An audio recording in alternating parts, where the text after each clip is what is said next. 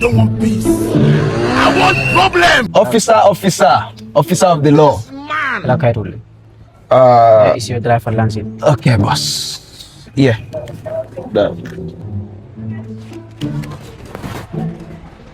This mirror, where you are buy it?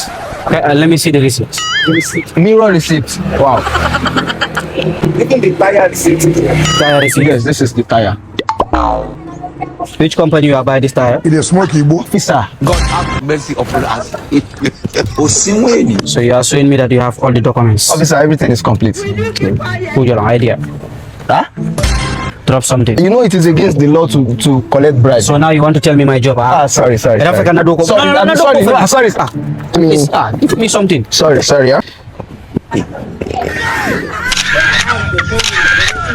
What you are doing? Go and ask your grandfather. Oh, I have a nice picture, officer. God have mercy upon us. So now, because you give me this $100, that's why you are picturing me. Go and ask your grandfather.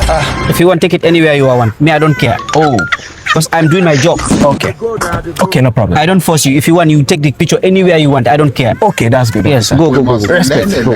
Officer, you will hear from me. You will hear from me, officer.